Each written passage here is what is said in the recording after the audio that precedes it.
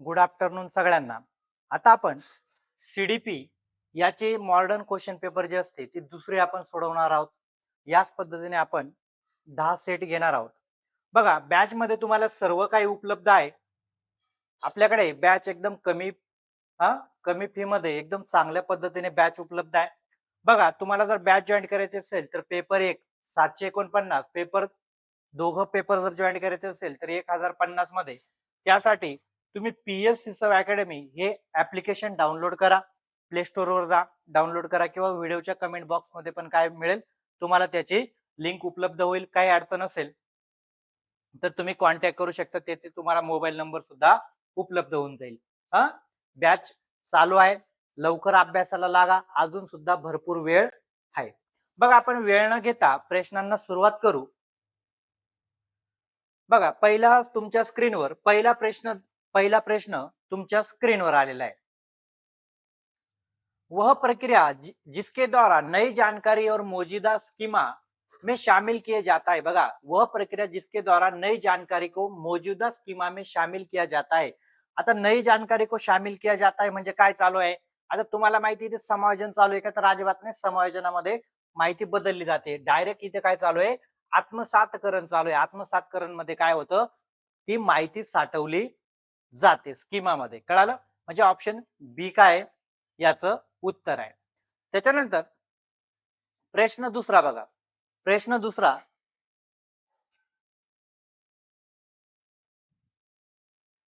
दुसरा काय म्हणतोय बघा. संज्ञानात्मक संतुलन बनाए रखने के लिए, बघा, संज्ञानात्मक संतुलन बनाए रखने के लिए जब एक बच्चा अपनी मौजूदा मानसिक संरचना में स्कीमा में संशोधन करता है म्हणजे काय? बदल करत असेल, त्याला जी माहिती असेल, करता है ताकि वो नई सूचनाओं के साथ सामंजस्य बैठा सके, तो इस प्रक्रिया को तकनीक के रूप में क्या कहा जाएगा. म्हणजे काय? जे ज्ञान आहे त्या ज्ञानामध्ये काय सामंजस्य बसलं पाहिजे. म्हणजे याचा अर्थ काय? जे नवीन ज्ञान आहे आणि जुनं ज्ञान आहे याच्यामध्ये काय करणार आहे? तो बदल करणार. आणि बदल करण्याची प्रक्रिया म्हणजे काय? आत्मसातकरण का? तर अजिबात नाही. ऑप्शन बी ज्यांनी निवडले याला काय म्हटलं जातं? समायोजन असं म्हटलं जातं. समायोजनामध्ये नवीन माहिती काय केली जाते? बदल केली जाते. ती काय केली जातं? सामंजस्य प्रस्थापित केलं जातं. कळालं? त्याच्यानंतर प्रश्न तिसरा बघा. प्रश्न तिसरा, वायगोस्की के निजी वाक, प्राइवेट स्पीच आपण बघितले. व्यक्तिगत वार्ता के सिद्धांत और पियाजे के अहम केंद्रता के बीच मुख्य अंतर क्या आहे. म्हणजे आता तुम्हाला दोघं शास्त्रज्ञांचे विचार विचारले, वायगोस्कीचे निजी वाक आणि पियाजेचं अहम केंद्रता या संदर्भात काय आहे, म्हणजे मुख्य अंतर काय. ऑप्शन ए काय म्हणतोय बघा. पियाजे पियाजे संज्ञानात्मक विकास के लिए आवश्यक मानते. आता पहिला ऑप्शन काय म्हणतो बघा. पियाजे संज्ञानात्मक विकास के लिए आवश्यक मानते हैं, जबकि वायगोस्की से दोष तर अजिबात नाही. पहिलं ऑप्शन बाहेर झालं. दुसरं म्हटलंय पियाजे के अनुसार भाषा विचार से पहले आती है. आता बघा, पियाजे के अनुसार भाषा भाषा विचार से पहले आती है का? तर अजिबात नाही, विचार पहिले येतात. म्हणजे हे ऑप्शन पण तुमचं बाहेर झालं. वायगोस्की ने निजी वाक को व्यावहारिक और सोच में आत्मनियमन आत्मनियम का साधन मानते हैं, जबकि पियाजे इसे केवल बच्चों के आत्म केंद्रीय होने का प्रतीक मानते हैं. म्हणजे हे ऑप्शन बरोबर बोलत आहे. आणि वायगोस्की के अनुसार मानना है कि निजी वाक उम्र के साथ बढ़ता है, जबकि पियाजे के अनुसार पूरी तरह से गायब हो जाता है, हे पण नाही. तर सगळ्यात बेस्ट काय आहे का? वायगोस्की काय म्हणतो का निजी वाक म्हणजे असतं, आत्मवाक काय असतं ते तुम्हाला स्वतःच्या नियंत्रित करण्यासाठी वापरलं जातं. आणि हा पियाजे काय म्हणतो आत्मकेंद्री म्हणजे काय? बच्चे स्वतःचेच विचार स्वीकारतात, दुसऱ्याचे विचार स्वीकारत नाही. म्हणजे अशा पद्धतीचा हा प्रश्न तुम्हाला विचारलेला होता. त्याच्यानंतर प्रश्न 7 बघा. प्रश्न 7, एक 7 वर्ष की बच्ची मानती है कि उसकी गुड़िया चोट लगते ही वो जब फर्श पर गिर जाती है, म्हणजे गुड़िया म्हणजे बावली, चोट लगने पर फर्श पर गिर जाती है, इसलिए उसे पट्टी बांधती है. जीन पियाजे के अनुसार ये बच्चे का व्यवहार उसकी किस अवधारणा को दर्शाता है. आता तुम्हाला माहित आहे की त्या मुलीला ती बाहुलीला लागलं, त्यासाठी तिने काय पट्टी बांधली. म्हणजे तिला काय वाटतं का बाहुली पण काय जिवंत आहे. म्हणजे याला संरक्षण म्हणणार का? तर याला काय म्हटलं जातं? ऑप्शन बी, याला जीववाद असं म्हटलं जातं. काय म्हटलं जातं? जीववाद असं म्हटलं जातं. त्याच्यानंतर प्रश्न 5 बघा. विविध शिक्षण आवश्यकता, बघा, विविध शिक्षण आवश्यकता वाले विद्यार्थियों को शामिल करने के लिए निम्न में से किसकी आवश्यकता आहे? म्हणजे बघा विविध शिक्षण आवश्यकता म्हणजे काय? कोणी दृष्टीबाधित असू शकतं, कोणी श्रवण बाधित असू शकतं. वेगवेगळे विद्यार्थी आहेत म्हणजे विविध शिक्षण आवश्यकता वाले विद्यार्थी को शामिल करने के लिए निम्नलिखित में से किसकी आवश्यकता आहे? आता कशाची आवश्यकता आहे? पहिलं म्हटलंय बैठक बैठक की निश्चित आवश्यकता. फक्त त्यांना बसून चालेल का इकडे-तिकडे? तर अजिबात नाही. बी काय म्हटलंय लचीला पाठ्यक्रम. लचीला चालेल ना. कारण जर तुला या पद्धतीने समजत नाही तर दुसऱ्या पद्धतीने मी शिकवेल म्हणजे ऑप्शन बी चांगला आहे. मानकीकृत आकलन चालणार नाही. पाठ्यक्रम पाठ्यपुस्तक केंद्रित शिक्षणशास्त्र चालेल का? तर अजिबात नाही. सगळ्यात ऑप्शन बी हे सगळ्यात बेस्ट आहे. कारण पाठ्यक्रम लचीला पाहिजे कारण विविध विद्यार्थ्यांची आवश्यकतेनुसार तुम्हाला करायचंय. कळालं? त्याच्यानंतर हार्वर्ड गार्डनर या शास्त्रज्ञावर तुम्हाला एक प्रश्न विचारला जातो. हार्वर्ड गार्डनर याचा सिद्धांत. हार्वर्ड गार्डनर के बहुबुद्धी सिद्धांत के अनुसार बुद्धी क्या है? म्हणजे हार्वर्ड गार्डनरचा जो सिद्धांत आहे याच्यामध्ये बहुबुद्धी काय आहे? असं त्यांनी म्हटलंय. ऑप्शन ए काय म्हटले बघा. ऑप्शन ए एक सामान्य कारक आहे. आता तुम्हाला कधी हार्वर्ड गार्डनर म्हणतो का बुद्धी एक सामान्य कारक आहे? एक सामान्य कारक विशिष्ट कारक का समुच्चय? अजिबात नाही. बी म्हणता केवळ शैक्षणिक योजना मापने के लिए पैमाना आहे? तर अजिबात नाही. कई प्रकार की स्वतंत्र बुद्धियों का एक संग्रह है. हार्वर्ड गार्डनर नुसार काय बुद्धी काय आहे? कई प्रकार की बुद्धी का एक स्वतंत्र संग्रह आहे. जन्म के साथ स्थिर वर अपरिवर्तनीय नाही बाबा बुद्धी परिवर्तनीय असते. बरोबर आहे का नाही? वेळेनुसार ही बदलू पण शकते. कळालं? म्हणजे ऑप्शन सी ज्यांनी दिले ते अगदी बरोबर दिलेले आहे. त्याच्यानंतर हार्वर्ड गार्डनर याच्यावर आपण अभिकथन आणि कारणचे पण प्रश्न ऍड केलेले आहेत बघा. आता अभिकथन काय म्हणतंय बघा. अभिकथन अभिकथन गार्डनर के अनुसार बुद्धी समय के साथ स्थिर नहीं रहती. बघा काय म्हणतोय का अभिकथन काय म्हणतोय का समय के साथ बुद्धी स्थिर नहीं रहती बल्कि पर्यावरण और अनुभव के साथ आधार बदल जा सकते. बरोबर आहे. कारण गार्डनरने काय सांगितलं होतं की बुद्धी ही अशी स्थिर राहणार नाही. पर्यावरणामध्ये ज्या आंतरक्रिया होतात अनुभव ना याच्या सहाय्याने ती काय बदलू जाते. म्हणजे अभिकथन तुम्हाला योग्य दिलेलं आहे. कारण म्हटलेले बुद्धिमत्ता एक व्यापक और गतिशील अवधारणा आहे. बरोबर आहे का नाही? बुद्धिमत्ता समय के साथ कैसे बदलती कारण का ती एक व्यापक आणि गतिशील अवधारणा आहे म्हणून काय करते ती बदलत जाते. म्हणजे काय ये और आर दोनों से ये व्याख्या करताय कारण दोघे एकमेका संदर्भात बोलत आहे. त्याच्यानंतर हा प्रश्न मोठा आहे वाचा तुम्ही एक वेळा आणि उत्तर काढण्याचा पण प्रयत्न तुम्ही करा कारण प्रश्न जर समजला नाही तर फार अवघड आहे.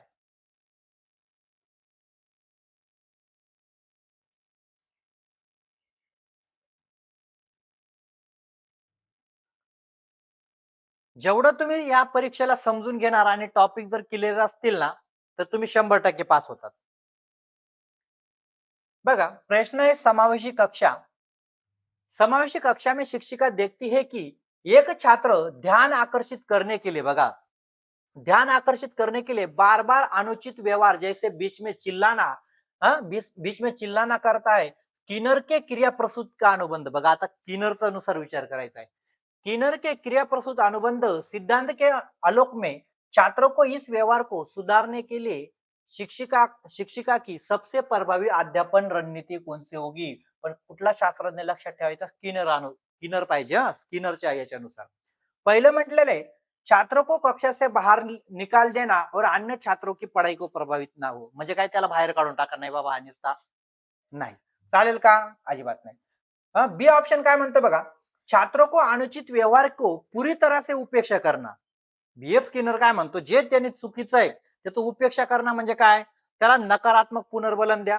उपेक्षा करणं और जबकि वो शांत बैठकर सही प्रतिक्रिया दे तब उसे तुरंत सकारात्मक पुनर्बलन देना. बीएफ स्किनरने काय सांगितलं का जिथे विद्यार्थी चुकत आहे त्याला नकारात्मक पुनर्बलन द्या म्हणजे तो आरोळ्या मारत होता बरोबर आहे का नाही तो पोरगा मग त्याला त्याची उपेक्षा केली नाही बाबा हे तुझं वर्तन चुकीचं आहे मला आवडलं नाही उपेक्षा केली. पण जेव्हा त्याने चांगली प्रतिक्रिया दिली तर त्याला तुम्ही सकारात्मक पुनर्बलन सुद्धा देता आलं पाहिजे म्हणजे ऑप्शन बी बीएफ स्किनर नुसार योग्य आहे. उसका प्रत्येक व्यवहार को अनुचित व्यवहार पर पूरी कक्षा के सामने उसे कड़ी चेतावनी देना किंवा सजा देना हे पण चांगलं का तर अजिबात नाही. डी म्हणतं छात्रों के माता पिता को विद्यालय को बुलाकर उसे घर ही पढ़ाई की सलाह देना त्याच्या आई वडिलांना बोलून चालणार नाही. ऑप्शन बी ज्यांनी दिले ते अगदी बरोबर दिलेले.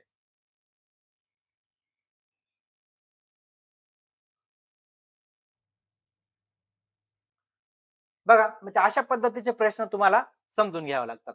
प्रश्न 9, छात्रों में अभिप्रेरणा को कायम बनाए रखने में क्या सहायक है? बघा आता जी अभिप्रेरणा आहे ती कायम बनाए रखने में क्या सहायक है असं तुम्हाला विचारलंय. पहिलं ऑप्शन म्हटलं छात्रों को आसान अवधारणा देना. अरे किती वेळ तुम्ही सोप्या देणार? चालणार नाही. बी म्हणतंय बहुत लचीला पाठ्यक्रम अपनाना. बहुत लचीला म्हणजे काय? 5वीच्या मुलाला पहिलीचा पाठ्यक्रम चालेल का बहुत लचीला? तर नाही. कठीण अवधारणा न पडाना आसान अवधारणा को लागू करणं म्हणजे अवघड त्याला शिकवायचंच नाही, सगळं सोपं शिकवा. चालेल का? तर अजिबात चालेल नाही. डी ऑप्शन काय म्हटलं, पूर्व ज्ञानवर वास्तविक ज्ञान को जोडकर आगे बढ़ाना म्हणजे त्याचा पूर्व ज्ञान आणि वास्तविक ज्ञानाचा जर उपयोग केला तर तो अभिप्रेरणा कायम राहील. म्हणजे ऑप्शन डी ज्यांनी दिले ते अगदी बरोबर दिलेले. कळालं?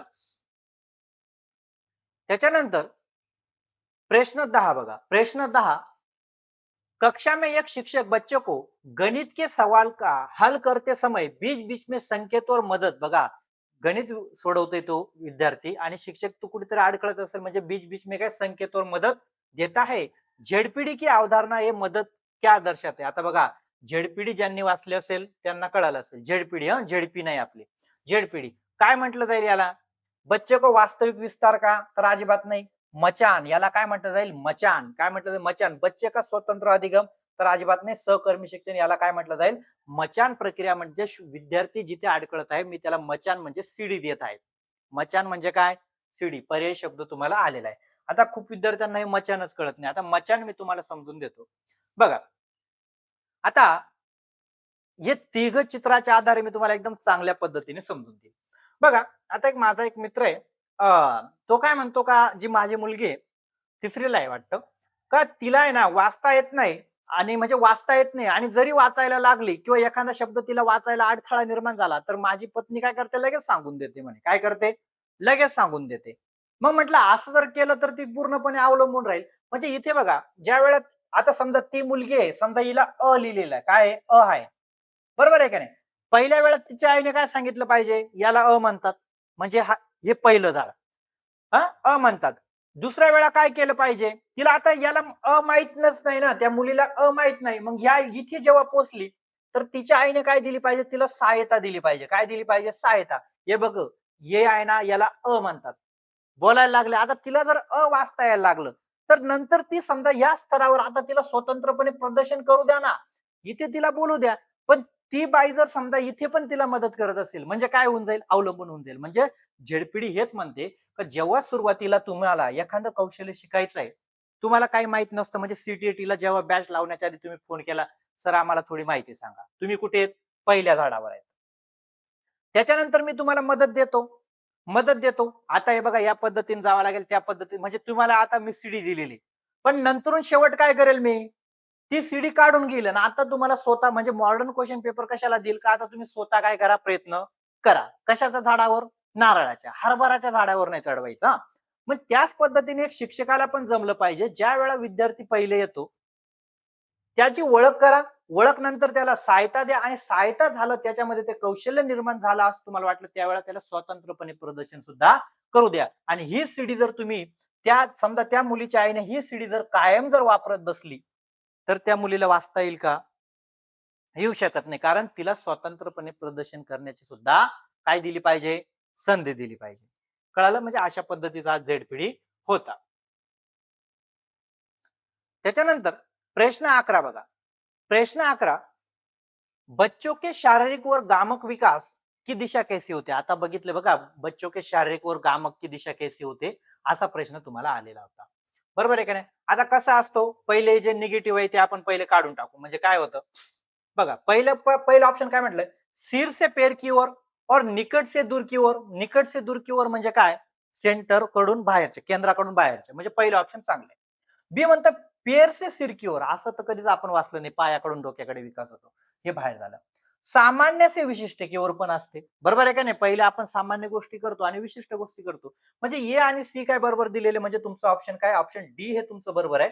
त्यामध्ये ए आणि सी दोघं दिलेले आहेत. कळालं? त्याच्यानंतर प्रश्न 12 बघा. प्रश्न 12 काळजीपूर्वक बघा. मी तुम्हाला हे फक्त मॉडर्न क्वेश्चन पेपर तुम्हाला ऍप मध्ये उपलब्ध आहेत. या तुम्हाला फक्त समजाव्या नेमका प्रश्न काय म्हणतो हे तुम्हाला कळायला पाहिजे. प्रश्न 12, विद्यार्थियों में वैयक्तिक भिन्नता के संदर्भ में शिक्षिका को क्या करना चाहिए? म्हणजे विद्यार्थ्यांमध्ये काय वैयक्तिक भिन्नता आहे आणि शिक्षिकाने क्या करना चाहिए? आता काय करायला पाहिजे असं तुम्हाला विचारलंय. पहिलं काय म्हटलंय, विविधता को असमानता मानकर उन्हें दूर करना चाहिए. डायरेक्ट दूर करून देणार का? बी ऑप्शन म्हटलं व्यावसायिक और कठोर शिक्षक पद्धती को लागू करना चाहिए और व्यावसायिक आणि कठोर शिक्षण पद्धती लागू करणार का? चालणार नाही. सीखने की विविध प्राथमिकता और शैली को महत्व देना चाहिए. काय बेस्ट आहे, कारण विविधता असमानता मानकर उसे दूर करना चाहिए. कारण आता तुम्ही किती जरी म्हटले तर सगळ्यांनी एकाच पद्धतीने शिका, चालेल का? तर चालणार नाही, दूर करून चालणार नाही. त्यासाठी सगळ्यात काय आहे, सीखने में विविध प्राथमिकता और शैलियों को महत्व देना चाहिए, कारण प्रत्येकाची अधिगम शैली ही वेगळी असते, महत्व दिलं पाहिजे. आणि डी म्हणते सभी शिक्षण शास्त्र के लिए एक समान कठोर पाठ्यचर्या का अपनाना चाहिए. चालेल का सगळ्यांसाठी एक नियम? तर चालणार नाही. ऑप्शन सी ज्यांनी दिले ते अगदी बरोबर दिलेले. त्याच्यानंतर प्रश्न 13 बघा. प्रश्न 13, निम्नलिखित में से कौन सा कथन विकास के निरंतरता के सिद्धांत को सबसे बेहतरीन तरीके से परिभाषित करता है, म्हणजे व्याख्या करतोय. बघा कुठला सिद्धांत व्याख्या करतोय, म्हणजे निरंतरतेचा जो सिद्धांत आहे त्याचा बेहतरीन परिभाषा करतोय, म्हणजे त्याची व्याख्या करू शकतो. कुठलं आहे? पहिलं म्हटलंय विकास एक सतत प्रक्रिया आहे जो अचानक नाही होती. बरोबर आहे. विकास एक सतत प्रक्रिया आहे. अचानक होईल का? नाही सर, माझा मुलगा पहिलीला टाकला आणि आता त्याला डायरेक्ट पाचवीचं ज्ञान आलं. पहिला ऑप्शन बरोबर आहे. विकास केवल आनुवंशिक पर निर्भर करता है? अजिबात नाही. विकास की गती जीवन भर एक समान रहती है. कस काय? आता तुम्ही सीटीईटीचा अभ्यास करताय, गती जास्त आहे, पास झाल्यावर तुमची गती कमी होऊन जाईल. विकास केवल बाल्यावस्था तक सीमित रहता है. मग आता आपण काय करतोय? म्हणजे हे पण ऑप्शन चुकी आहे. म्हणजे निरंतरता सिद्धांत काय म्हणतो का विकास एक सतत प्रक्रिया आहे आणि ती अचानकपणे नाही होत, तिला वेळ लागतो. कळालं? म्हणजे ऑप्शन ए ज्यांनी दिले ते अगदी बरोबर दिलेले आहे. त्याच्यानंतर प्रश्न 14 बघा. प्रश्न 14, काळजीपूर्वक प्रश्न समजून घेण्याची सवय लावा. प्रश्न 14, एक बहुसांस्कृतिक कक्षा में शिक्षिका छात्रों के सक्षम तीव्र शेरी, बघा बघा, सक्षम तीव्र शेरी के कारण उत्पन्न होने वाले परिस्थितिक संकट और उसके दीर्घकाल शाश्वत समाधान पर एक एक वाद विवाद का आयोजित कर रही है. काय करता है? वाद विवाद का आयोजन करती है. इस प्रक्रिया में शिक्षिका छात्रों में किस प्रकार का संज्ञानात्मक कौशल्य बढ़ाना चाहती है. म्हणजे शिक्षिका काय करते, जे शहरीकरण आहे त्याचे परिणाम असेल, काय उत्पन्न झाले याच्यावर काय करते, वादविवाद चर्चा आयोजित केलेली आहे. आता कशासाठी केली? पहिलं म्हटलं केवळ पाठ्यपुस्तक अभिसारी, अजिबात नाही. बहुआयामी दृष्टिकोनावर युक्त अभिसारी प्रश्न, म्हणजे काय याचा दृष्टिकोन आहे, काय बहुआयामी विद्यार्थ्यांचे दृष्टिकोन माहित पडले पाहिजे आणि अभिसारी चिंतन झालं पाहिजे. पूर्व निर्धारित मानकीकृत नियमों का अनुपालन, अजिबात नाही, हा उद्देश तर अजिबात नाही. सूचनाओं को निष्क्रिय पुनरुत्पादन, चालेल का? तर अजिबात नाही. कशासाठी तिने आयोजित केलं? का बहुआयामी दृष्टिकोन विद्यार्थ्यांमध्ये अभिसारी चिंतन वाढलं पाहिजे, हा कौशल्य तिला काय करायचंय, वाढवायचंय. कळालं?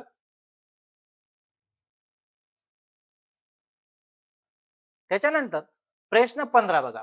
प्रश्न 15, आलोचनात्मक चिंतन के संबंध, बघा आलोचनात्मक चिंतन के संबंध में निम्नलिखित में से कौन सा कथन सही है. बघा आलोचनात्मक चिंतन आहे त्या संदर्भात कोणचं कथन सही आहे, सही म्हणजे योग्य. पहिलं म्हटलं ये केवल तथ्य और याद करने की क्षमता है, बाहेर झालं. ये जानकारी के विश्लेषण मूल्यांकन और निष्कर्ष निकालने की प्रक्रिया आहे, बरोबर आहे. आलोचनात्मक चिंतन काय म्हणतं किंवा समालोचनात्मक चिंतन काय म्हणतं? हा, आलोचनात्मक असेल, समालोचनात्मक आहे, याचा उद्देश काय असतो का तुमचं विश्लेषण, मूल्यांकन आणि निष्कर्ष काय झाला पाहिजे, निघाला पाहिजे.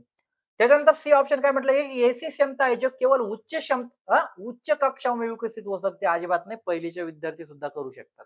ये तर्क देने की बजाय दूसरों को विचारों को बिना श्रत मानने क्षमता आहे, म्हणजे दुसऱ्याचे विचार डायरेक्ट स्वीकारून घ्या असं पण नाही.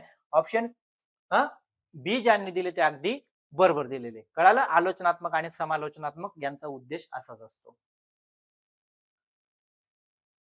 त्याच्यानंतर प्रश्न 16 बघा. प्रश्न 16 काळजीपूर्वक समजून घ्या. एक अति संवेदनशील बच्चा, काय म्हटलं बघा, एक अति संवेदनशील बच्चा कक्षा में अक्सर छोटी छोटी बातों पर रोने लगता है. अति संवेदनशील बच्चा कक्षा में छोटी छोटी बातों पर अक्सर रोने लगता है.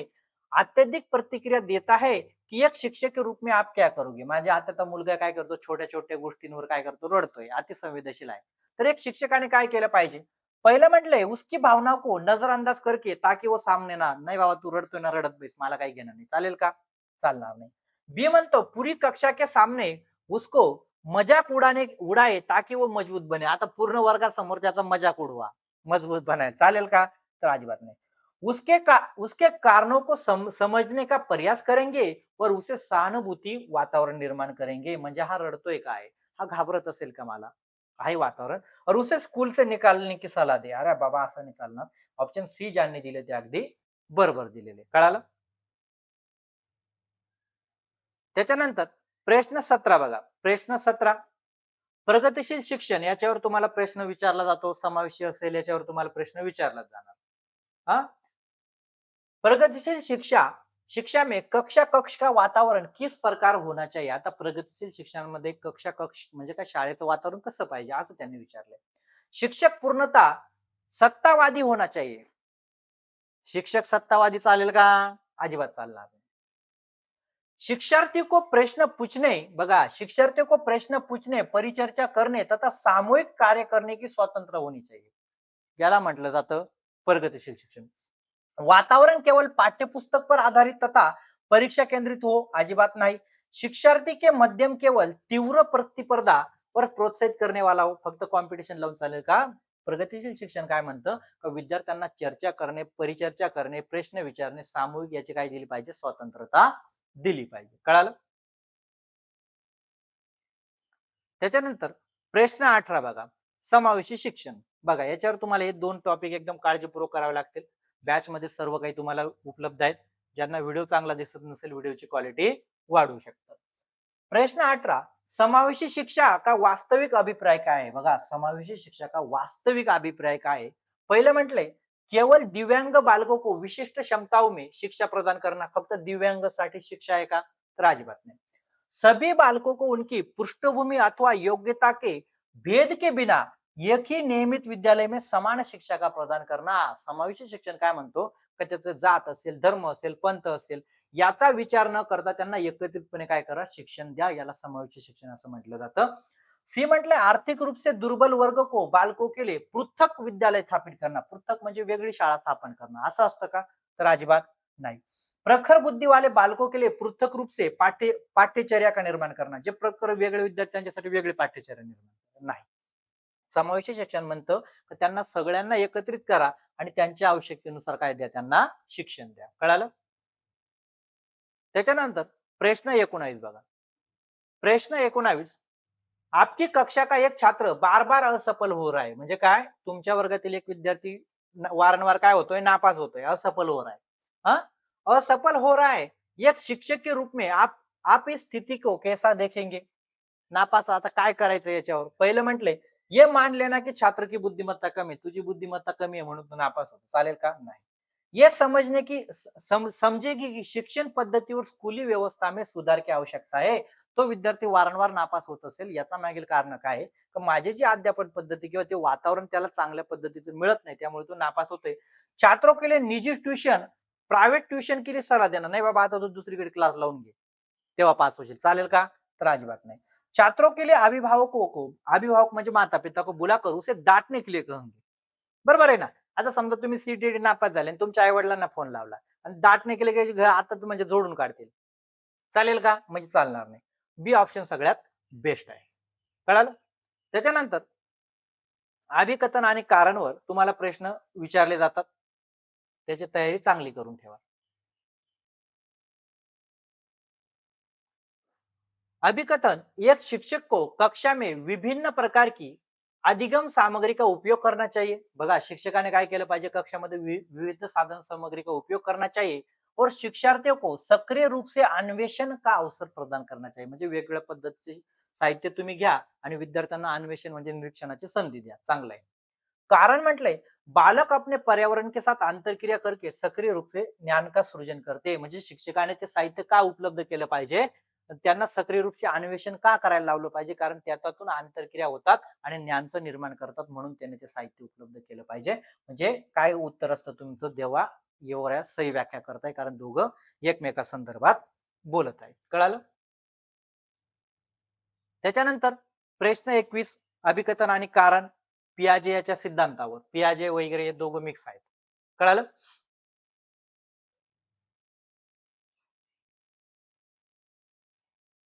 प्रश्न वाचा. बघा प्रश्न काळजीपूर्वक समजून घेतलं ना जास्त गोंधळच होत नाही. प्रश्न अभिकथन पियाजे के अनुसार बालकों का संज्ञानात्मक विकास जैविक परिपक्वता के 4 चरणों में निश्चित चरणों में होता है. विचार भाषा से पहले आते. बघा विचार भाषा से पहले आते आणि 4 चरणामध्ये होतो हे आपण बघितलंय. म्हणजे हे बरोबर आहे. कारण म्हटलंय लेव वाइगोस्की ये प्रतिपादित करती है कि संज्ञानात्मक विकास सामाजिक सांस्कृतिक अंतरक्रियाओं का परिणाम है तथा आरंभ में भाषा और विचार पृथक होते. बरोबर आहे वेगळे असतात परंतु बाद में भाषा और विचार निर्देश करते नंतर होतात आपण बघितले. आता मला सांगा आता पहिलं अभिकथन पियाजे संदर्भात बोलत आहे आणि कारण वायगोस्की संदर्भात बोलत आहे म्हणजे ते एकमेकाची व्याख्या करतात का तर अजिबात करत नाही. म्हणजे काय दोघं एकमेकाची ये और आर दोनों सही है लेकिन एक दूसरे की सही व्याख्या नाही करते कारण पहिलं मत आहे जीन पियाजेचं आणि दुसरं मत आहे वायगोस्कीचं. कळालं? त्याच्यानंतर प्रश्न 22 बघा अभिकथन आणि कारण. अभिकथन आणि कारणवर तुम्हाला प्रश्न येतात आणि याची तयारी भरपूर करायची. आणि खूप मुलं काय करतात हीच तयारी कमी करतात आणि परीक्षेला जातात आणि नापास होतात. अभिकथन दिलेले योगात्मक मूल्यांकन शिक्षण अधिगम प्रक्रिया के दौरान निरंतर चलता है. आपण तर बघितलं योगात्मक निरंतर नाही चालत. ये और इसका मुख्य उद्देश्य छात्रों में उनकी सीखने की सुधारणा के लिए रचनात्मक प्रतिपुष्टि का प्रदान करता है. आपल्याला माहिती आहे योगात्मक निरंतर चालत नाही. म्हणजे काय झालं अभिकथन चुकीचं दिलेलं. कारण म्हटलंय रचनात्मक मूल्यांकन एक सत्र या शैक्षणिक वर्ष के अंत में जानने के लिए किया जाता है. नाही बाबा रचनात्मक सतत चालतं म्हणजे हे तुमचं चुकीचं दिलेलं आहे. जास्त नाही वाचलं तरी तुम्हाला प्रश्न कळतो. म्हणजे काय तुम्हाला ए और आर दोनों काय गलत दिलेले आहे. म्हणजे ऑप्शन डी काय तुमचं उत्तर आहे ए और आर दोनों गलत आहे असत्य आहे. कारण काय हे पण चुकीचं बोलतंय योगात्मक संदर्भात आणि हे पण रचनात्मक संदर्भात काय बोलताय चुकीचं बोलत आहे. कळालं? त्याच्यानंतर बॅच लावण्याचा काय फायदा होतो हे तर तुम्हाला कळणारच आहे. कारण ज्या विद्यार्थ्यांनी बॅच जॉईन केले त्यांचे उत्तर चुकत नाहीत कारण टॉपिक क्लिअर असतात. कळालं? प्रश्न 23 काय म्हणतोय बघा प्राथमिक स्तर पर बच्चों को व्यापक मूल्यांकन के लिए. बघा प्राथमिक स्तर पर आपण पोर्टफोलियो बघितलाय का नाही तर बघितलाय. प्राथमिक स्तर पर बच्चों के लिए व्यापक मूल्यांकन के लिए पोर्टफोलियो का उपयोग करने के संदर्भ में निम्नलिखित में से कौन सा तरीका कम उपयुक्त है. कसं सांगितलंय बघा तुम्हाला कम उपयुक्त म्हणजे काय कमी उपयोगाचं. आता काय कमी उपयोगाचं आहे आपल्याला ते शोधावं लागेल. बरोबर आहे का नाही? त्यासाठी आपण पोर्टफोलिओ पूर्ण टॉपिक माहित पाहिजे. आता कमी उपयोगाचं तुम्हाला शोधायचंय. पहिलं म्हटलं शिक्षक द्वारा समय समय पर बच्चे में सबसे बेहतरीन काम चित्र और कविता का नमुना को इकट्ठा करना. चांगलं विद्यार्थ्याचं काम असेल चित्र असेल इकट्ठा करना पण आपल्याला कमी उपयोगाचं काढायचं. बच्चों को स्वयं तय करने का अवसर देना ताकि वो अपने पोर्टफोलियो में कौन सा काम शामिल कर सके. ये एक ऑप्शन है. सी म्हणतं प्रत्येक बच्चे की पोर्टफोलियो में केवल बघा केवल उनकी कमियां और गलतियों की एक सूची बनाकर रखना ताकि उन्हें सुधारना जा सके. म्हणजे फक्त विद्यार्थ्यांच्या चुकाच काढल्या फक्त चुकांचीच यादी बनवली चालेल का चालणार नाही. म्हणजे हे जास्त निगेटिव्ह आहे. बी पेक्षा बी चं स्पष्टीकरण मी तुम्हाला देतो. पोर्टफोलियो के माध्यम से बच्चे के सीखने की क्रमिक प्रगति का आकलन करना. चांगलंय का पहिले त्याची प्रगती काय होती नंतर त्याची काय होती हे आकलन करू शकतो. आता काही विद्यार्थी म्हणेल का हो सर बच्चों के स्वयं तय करने के अवसर देना कि वो पोर्टफोलियो में कौन सा काम शामिल करना चाहते. आता मला सांगा मी जर एक पुस्तक पोर्टफोलिओ तयार केला हा तुम्ही म्हणणार का माझं चुकीचं पण काम तिथे लिहा.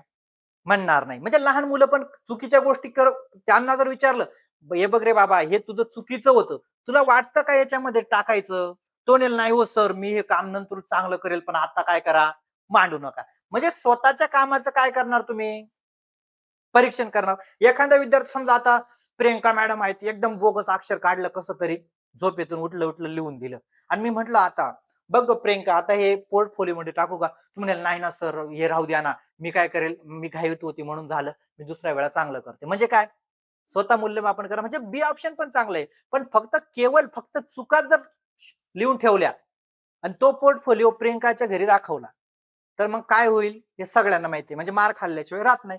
फक्त कमी आहे चालेल का? तिला काय येतं हे पण माहित पाहिजे ना. मग घरचे म्हणतील बरं आहे काहीतरी फायदा होतोय. कळालं? म्हणजे ऑप्शन सी काय एकदम चुकीचं दिलेलं आहे. म्हणजे अशा पण गोष्टी तुम्हाला तिथे येतात. बघा अशा प्रश्नांची पण तयारी करा. आता असे प्रश्न यायला लागलेले आहेत.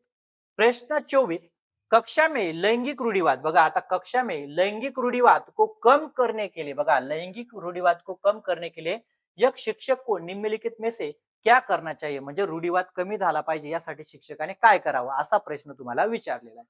पहिलं काय म्हटलंय लड़कों और लड़कियों को गैर पारंपरिक भूमिका में रखना बरोबर आहे म्हणजे काय मुले आता कोणी म्हणत असेल मुलं बाबा घरात स्वयंपाक कोण करतं ते म्हणतील आमची आईच करते म्हणजे मुलगीच करते अरे बाबा तसं काही नाही तुम्ही सुद्धा करू शकतात म्हणजे काय गैर पारंपरिक भूमिका म्हणजे जसं तसं पालन करणं आणि गैर पारंपरिक म्हणजे काय बदल करणं पहिलं ऑप्शन चांगलं आहे ये कहना की लडके रोते नाही बहादूर होते म्हणजे असं जर तुम्ही सांगितलं मुलं बहादूर असतात म्हणजे मग रूढीवाद झाला म्हणजे मुली कोण असतात कमजोर असतात म्हणजे बघा आता दुसरं ऑप्शन कुठे दिले ते मला बाहेर काढलं पाहिजे ते चुकीचं दिले बघा इथे पण दिलेलं आहे इथे पण दिलेलं आहे आणि इथे पण दिलेलं मी काहीच वाचलं नाही मी काहीच वाचलं नाही चर्चा के लिए ऐसे उदाहरण का प्रयोग करना जिसमें महिलाओं को रूढीमुक्त भूमिका हो म्हणजे अशा चर्चा करा कारण खूप महिलांमध्ये ते एक भरलेलं असतं महिला हे करू शकत नाही महिला ते करू शकत नाही म्हणजे अशा चर्चा करा ज्याच्यातून महिला काय होईल रूढीबद्ध धारणेपासून मुक्त होतील आणि चौथा ऑप्शन म्हटलं लडको और लडकियों के लिए अलग अलग बैठने की व्यवस्था करणार आपला म्हणजे भारतच असा देश आहे ना मुलां मुलींमध्ये रूढीवाद वाढण्याचं हे सगळ्यात महत्वाचं कारण आहे का शाळेची बैठक व्यवस्था बरोबर आहे का नाही हे चुकीचं आहे कारण का बसावं मुलीने तिकडे का मुलाने इकडे बसलं पाहिजे याच्याने रूढीवाद निर्माण होतो म्हणजे हे पण चालणार नाही म्हणजे ऑप्शन ए आणि 3 जे आहे ते पहिल्या ऑप्शन मध्ये तुम्हाला मिळालेलं आहे हे मी तुम्हाला सांगतो आता बघा या रूढीवादाचे परिणाम मी तुम्हाला सांगतो आता सर्व शिक्षक आहेत सर्व शिक्षक बघत आहेत आता बघा ही जुनी ही आपली जुनी पद्धत रूढीवादी विचारसारणीची पद्धत आणि ही नवीन पद्धत आहे मुलगा मुलगी एका बेंचवर बसले आता तुम्हाला एक सांगतो बघा आता तुम्ही ज्या वेळा पहिलीला मुली येतं हे जुने शिक्षक आहेत ना काय करतात म्हणजे जुने काय आता नवीन पण तसेच करायला लागले काही आता मला सांगा तुम्ही काय केलं हे बघा रे बाबा ही मुलींची रांग आहे इथे मुलं बसतील हा खेळ समजा इथे मुली खेळत राहिल्या मुलाला सांगतील तू इकडे जायचं नाही मुलींमध्ये खेळायचं नाही मुलींमध्ये बोलायचं नाही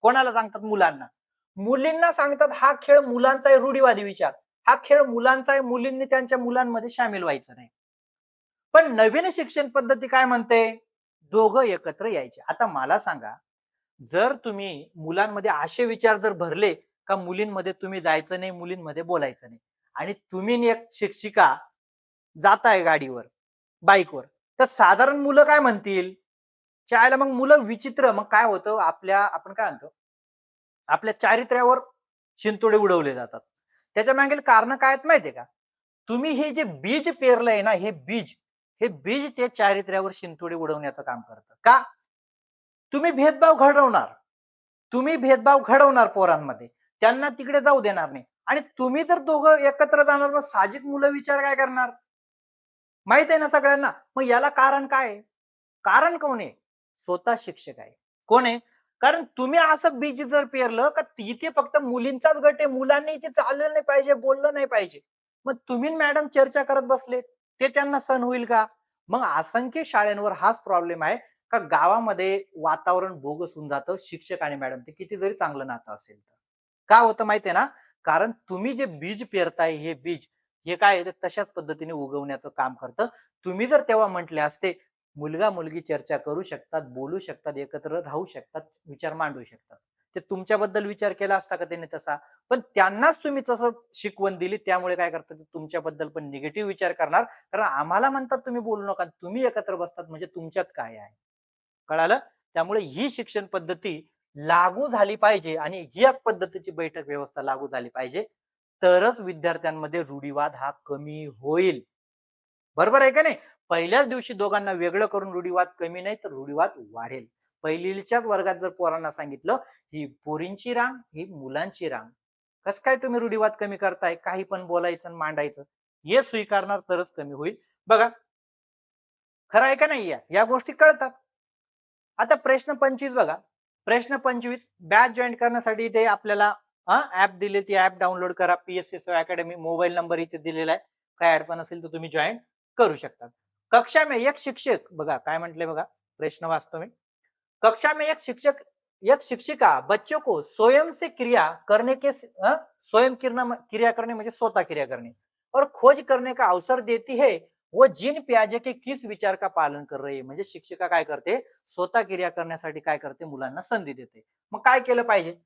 बच्चे बड़ों के व्यवहार का अनुकरण करते, अजिबात नाही, पियाजे असं कधीच म्हणत नाही. बच्चे ज्ञान का सक्रिय रूप से और नन्हे वैज्ञानिक है. बघा, बच्चे ज्ञान का सक्रिय निर्माण और नन्हे वैज्ञानिक है, पियाजे नुसार बरोबर आहे. बच्चों का संज्ञानात्मक विकास सामाजिक अंतरक्रिया से होता है. नहीं बाबा, आपला पियाजे हा. बच्चों का व्यवहार पुरस्कार और दंड से किया जाता है. अजिबात नाही. पियाजे काय म्हणतो का सक्रिय ज्ञान का निर्माण नन्हे वैज्ञानिक असते, यासाठी ते विचाराचा पालन तिला करावं लागेल. कळालं. त्याच्यानंतर प्रश्न 26 बघा, आपण बघितला होता ना, हा पण मस्त शास्त्रज्ञ, कळेल आता ज्यांनी चांगला बघितला असेल तर. प्रश्न 26, यदि कोई छात्र गणित में कठिन सवालों का हल करने से डरता है, गणित में कठिन सवालों का हल करने से डरता है, तो शिक्षक उसे छोटे छोटे चरणों में सवाल सिखाते, म्हणजे काय, त्याचे भाग करून, और हर चरण को पूरा करने पर उनकी प्रशंसा करते. चरण पूर्ण केल्यानंतर कौतुक करताय, काय करताय, कौतुक करताय, प्रशंसा करताय. बीएफ स्किनर के सिद्धांत के अनुसार इस प्रक्रिया को क्या कहा जाएगा. आता बीएफ स्किनर वाचला असेल तर तो विद्यार्थी म्हणेल, सर हे बाहेर आहे, हे बाहेर आहे, हे बाहेर आहे. काय करतोय, शेपिंग करतोय. शेपिंग जे चुकीचं आहे ते अशा पद्धतीने करायचं, जे बरोबर आहे ते अशा पद्धतीने करायचं, याला शेपिंग म्हटलं जातं. वाचलं असेल तर कळेल, नाही तर इथेच गोंधळ तुम्ही घालणार. कळालं. प्रश्न 27 बघा, प्रश्न 27 काळजीपूर्वक प्रश्न समजून घ्या. प्रश्न 27, एक शिक्षिका अपनी कक्षा में बच्चों को व्याकरण नियम रटाने के बजाय, बघा, एक शिक्षिका व्याकरण कक्षा में व्याकरण रटाने म्हणजे काय, पाठांतर करणं. पाठांतर करने के बजाय असं समजा, उन्हें समृद्ध भाषाई परिवेश पर जोर देते, म्हणजे काय, पाठांतर मी करायला लावत नाही, त्यांना भाषाई परिवेश म्हणजे परिसर निर्माण करून देते. बातचीत के अवसर प्रदान करती है. वो मानती है कि बच्चों में भाषा सीखने की जन्मजात क्षमता होती है. बघा, ये जन्मजात क्षमता होती है, एवढं जरी पकडलं तरी उत्तर येतं. जन्मजात क्षमता होती है. शिक्षिका ये दृष्टिकोण को किस मनोवैज्ञानिक, बघा, किस मनोवैज्ञानिक वैज्ञानिक के सिद्धांत का समर्थन करता है और ये स्किनर के विचारों को किस प्रकार भिन्न आहे. म्हणजे शिक्षिका काय म्हणते का, मी मुलांना डायरेक्ट व्याकरण पाठांतर करायला लावणार नाही, त्यांना मी परिसर तसा उपलब्ध करून देईल. कारण का, कारण मुलामध्ये भाषा शिकण्याची जन्मजात क्षमता असते, ते म्हटलं. आणि पुढे काय म्हटले, कुठल्या जो मनोवैज्ञानिक आहे त्याच्यापासून भिन्न आहे, भिन्न सुद्धा तुम्हाला काढता आलं पाहिजे. आता पहिलं काय म्हटले, ले वायगोस्की का ये सामाजिक आंतरक्रिया. अरे बाबा, सामाजिक आंतरक्रिया आहे, पण जन्मजात क्षमता कधी वायगोस्की बोलत नाही.